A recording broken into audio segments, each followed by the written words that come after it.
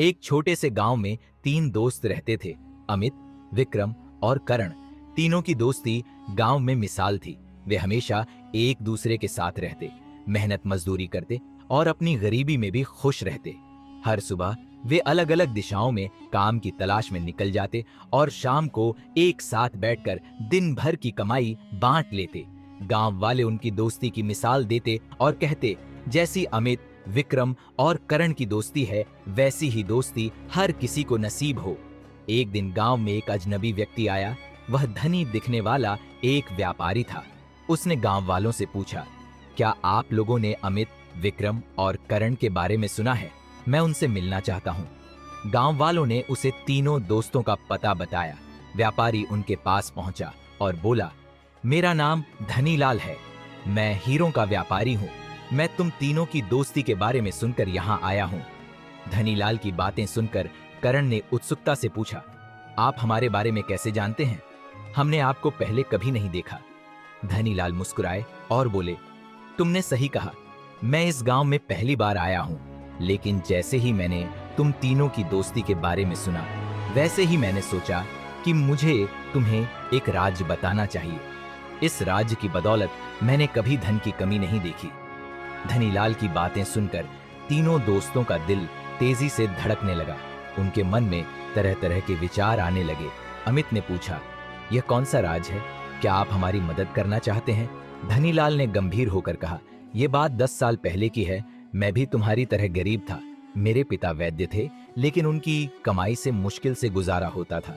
एक दिन मेरी माँ को एक भयंकर बीमारी हो गई। पिताजी ने कहा कि उनका इलाज सिर्फ एक दुर्लभ जड़ी बूटी से हो सकता है, जो पहाड़ों और जंगलों में मिलती है। मैंने वह बूटी ढूंढने का फैसला किया, लेकिन वह नहीं मिली। 2 महीने बाद जब मैं घर लौटा तो पता चला कि मेरे माता पिता दोनों की मृत्यु हो चुकी है।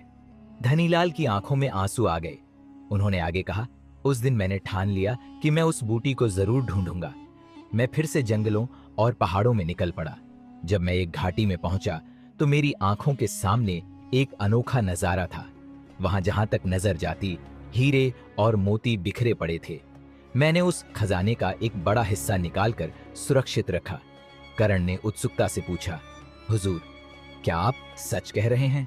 यह सब किसी सपने जैसा लगता है।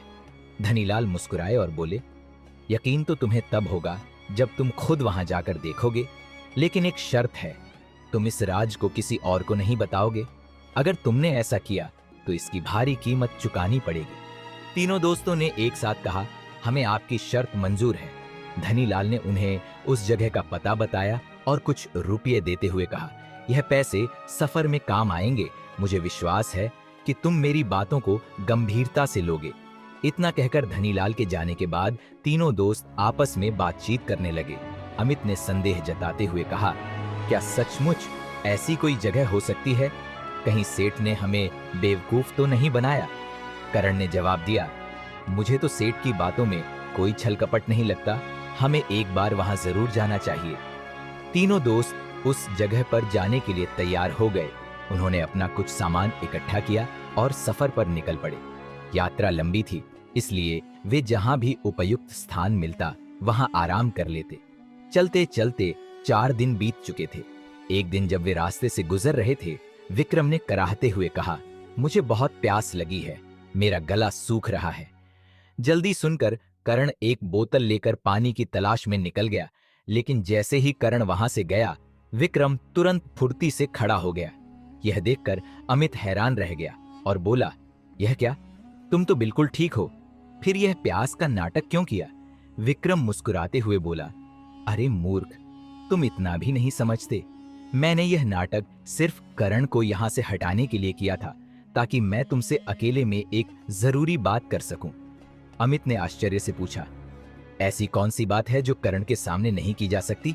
विक्रम ने गुस्से में कहा, बात यह है कि अगर तुम चाहो तो उस खजाने के मालिक सिर्फ हम दोनों बन सकते हैं।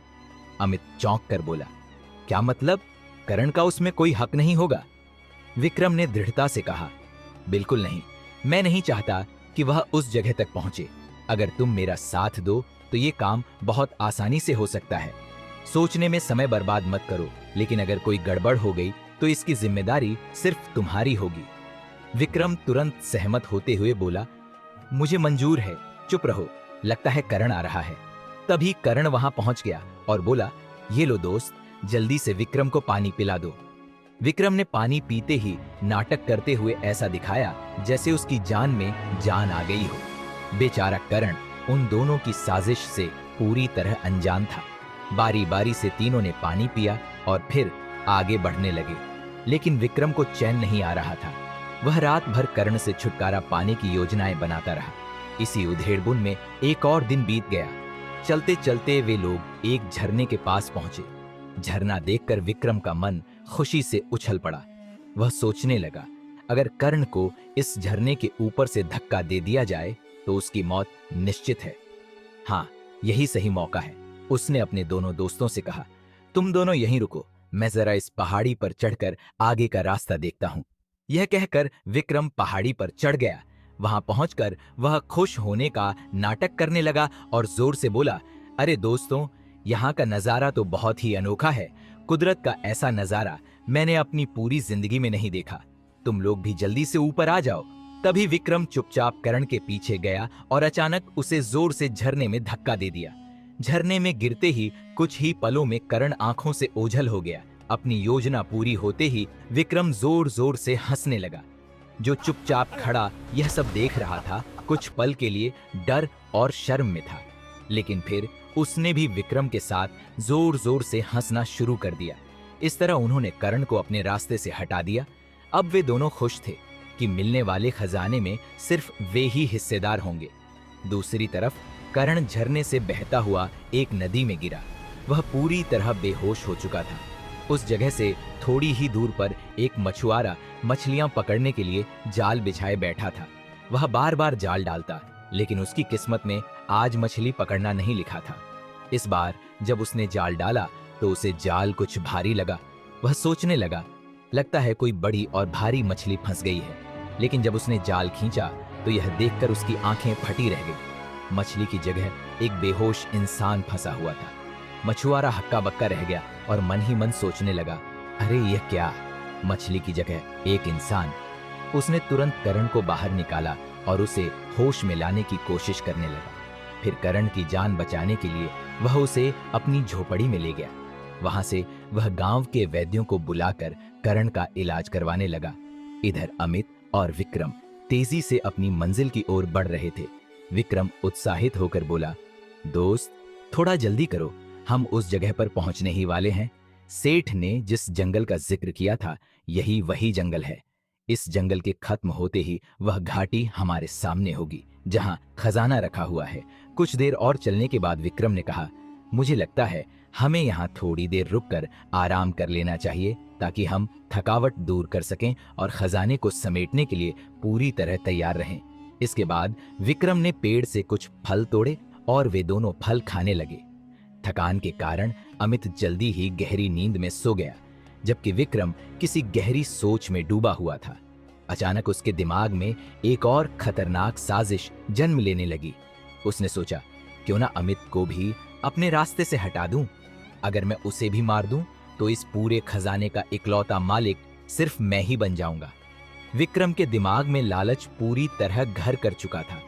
उसने सोचा, अगर मैं अमित को इस पेड़ से बांध दूं तो रात के समय जंगली जानवर उसे खा जाएंगे और मुझे कोई रोकने वाला नहीं रहेगा। योजना बनाकर विक्रम ने गहरी नींद में सोए अमित को चुपचाप पेड़ से कसकर बांध दिया। लेकिन जैसे ही वह वहां से जाने लगा, अमित की नींद खुल गई। अमित घबराकर बोला, अरे विक्रम, तुम मुझे यहाँ बांध कर कहां जा रहे हो? रुको, मुझे अब ना जाने मेरा क्या होगा। कुछ ही देर बाद उसे दूर से एक आदमी जाता हुआ दिखाई दिया।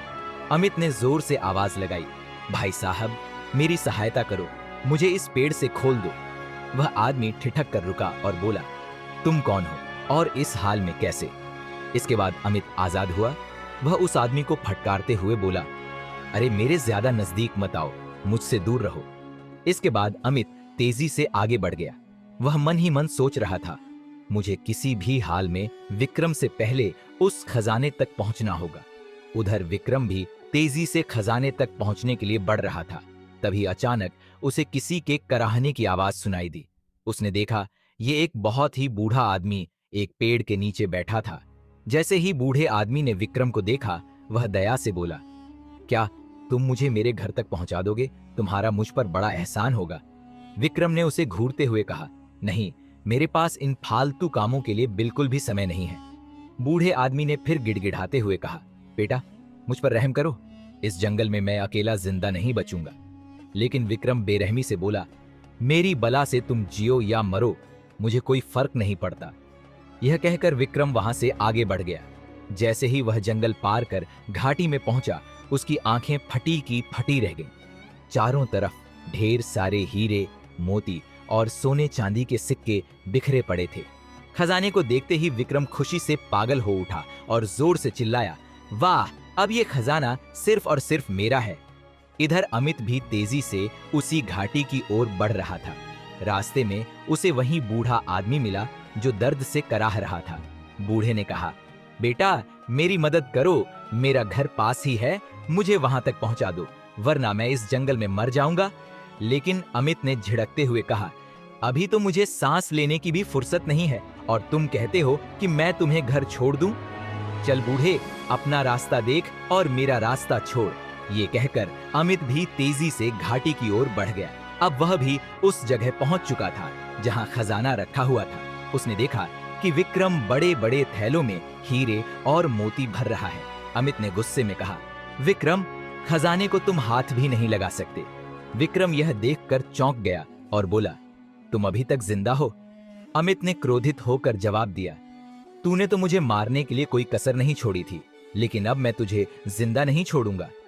इसके बाद दोनों दोस्त एक दूसरे की जान के दुश्मन बन गए। दोनों के बीच भयंकर लड़ाई शुरू हो गई। तभी अचानक वहां कुछ नकाबपोश लोग आ गए। इससे पहले कि विक्रम और अमित कुछ समझ पाते, उन नकाबपोश लोगों ने उन्हें पकड़ लिया और रस्सियों से जकड़ दिया। इसके बाद वे दोनों को अपने साथ ले गए। दूसरी तरफ करण मछुआरे के घर में बेहोश पड़ा था। वैद्य के उपचार के कारण 2 दिन बाद उसे होश आ गया। करण ने मछुआरे का धन्यवाद करते हुए कहा, दोस्त, तुमने मेरी जान बचाई, इसके लिए मैं सारी जिंदगी तुम्हारा एहसानमंद रहूंगा। लेकिन अब मुझे अपने आगे के सफर पर निकलना होगा। मछुआरे से विदा लेकर करण भी घाटी की ओर चल दिया।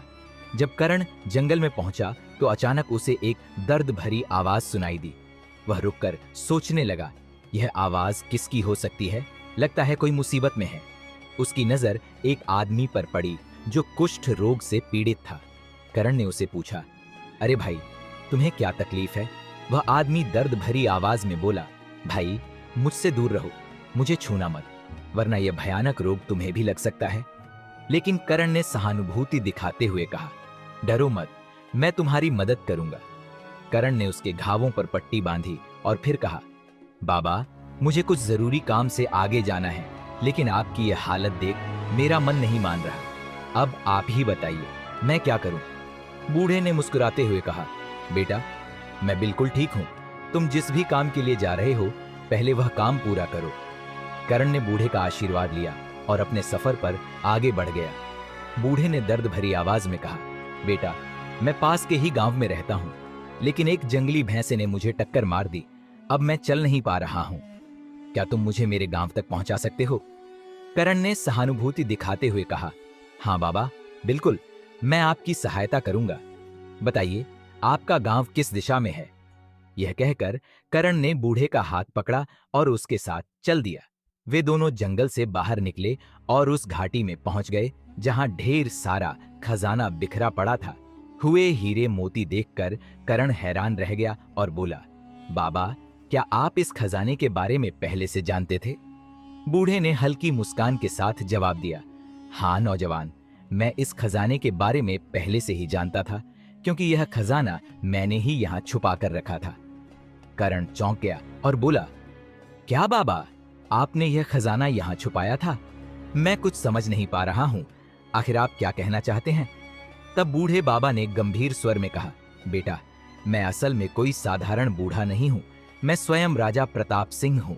राजा प्रताप सिंह को अपने असली रूप में देखकर करण चौंक गया और बोला, आप राजा प्रताप सिंह, लेकिन यह सब क्या माजरा है? राजा ने मुस्कुराते हुए कहा, करण, यह सब मेरा ही रचा हुआ नाटक था। दरअसल मैंने जाना कि एक दिन मेरा काफिला तुम्हारे गांव के पास से गुजरा, जहां मैंने सुना कि वहां 3 दोस्त रहते हैं जो बहुत ही ईमानदार और सच्चे हैं। मुझे लगा कि शायद मेरी खोज वहीं पूरी हो सकती है, इसीलिए मैं तुम तीनों से मिलने तुम्हारे गांव आ गया।